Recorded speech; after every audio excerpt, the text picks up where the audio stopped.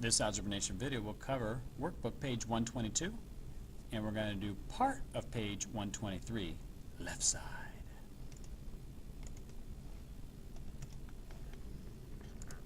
What is the greatest common factor of the following binomial? What is the GCF? Ooh, they didn't want you to actually factor difference of squares here. They want you to see what's in common. Well, R and J, there's nothing in common. 100, there's nothing in common. There's nothing in common. But wait, when there's nothing in common, what number is in common with everything? 1. Keep that in mind. 1 is the greatest common factor here, which really means there's nothing in common, but everything is divisible by 1.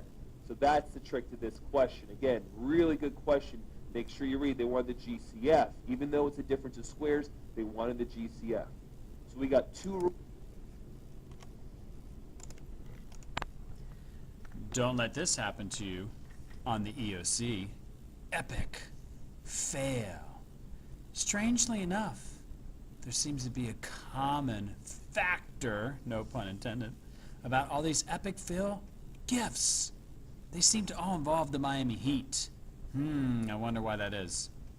Oh, and just think, when the Heat get knocked out of the playoffs this year, I'll have even more epic fail gifts for my students next year.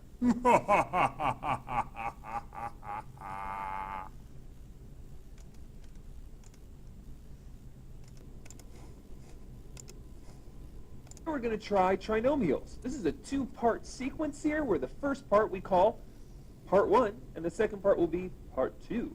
But for part 1, let's talk about foiling first. I know we're doing factoring, but I first want to talk about foiling. X plus 3 times x plus 5. Let's FOIL this thing. First, x times x is x squared. Outer, x times 5 is 5x. Inner, 3 times x is 3x. And last, 3 times 5 is 15. Remember, combine like terms. 5x plus 3x is 8x. So here's the name of the game. We're going to start here, right here, and factor to get this answer. So we're going to kind of go like backwards. So we start with the numbers 3 and 5. Notice how 3 plus 5 will give you 8, and 3 times 5 will give you 15. That's what you have to be thinking about, addition and multiplication to get this pattern. So again, we're going to be thinking of two numbers that multiply to 15 and add to 8. And eventually you'd figure out it's going to be 3 and 5, or 5 and 3, same thing. Kind of like this next one, a squared plus 6a plus 8. We need to factor. So you have to think of two numbers that multiply to 8 and add to 6. But first, let's think of what multiplies. And if you need to, write down all the factors. 1 times 8, 2 times 4. Which of these combinations will also add to 6? And the answer is 2 and 4. Specifically, positive 2 and positive 4. Of course, it'd be nice if everything was all nice positive numbers, but you're going to get positives and negatives. So we want to have all positives, but you don't always get what you want. So we have to do positives and negatives. So we need to review your addition and multiplication thoughts. For example, if everything was just positive, add, you just add.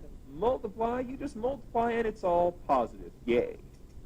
But if it's positive and negative, when you're adding, remember, positive and negative, you'd be subtracting actually. A positive number and a negative number, you're actually subtracting, and you keep the sign of the bigger number. When you multiply, remember, a positive times a negative will give you a negative answer. And then the last case is a negative and a negative. When you add those together, you're just adding the two numbers, and the answer is negative. When you multiply, though, a negative times a negative is positive. But the one I want to make sure you understand is the positive negative. It kind of reminds me of a... Whenever you add a positive and negative together, it's the same thing as subtraction. Remember that. For example, looking at g squared plus g minus 42, we want to factor this trinomial, this 1, 2, 3 terms. We need to think of two numbers that multiply to negative 42 and add to 1. Multiply to 42 is the hard part. So again, what I want you to do is I need you to get this little strategy going here.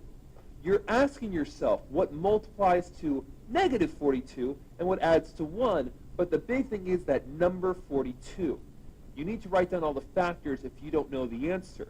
And here's how you're going to work it out. Start with 1 times 42. And just go up one at a time. 2 times 21.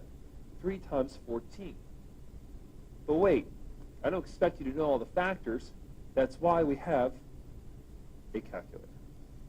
What I'd want you to do is literally 42 divided by 1. So 42 times 1. 42 divided by 2. 21 and 2. 42 divided by 3. 14 and 3. See what I'm doing? I'm just taking the number 42 divided by 1, then 2, then 3, then 4. 42 divided by 4. It doesn't work nicely, so it's not a good factor. 42 divided by 5. Just going up one at a time, everyone. Didn't work out nicely. 8.4. 42 divided by 6. Hey, 6 times 7. 42 divided by 7. 7 times 6. And guess what? When you get a match, you stop.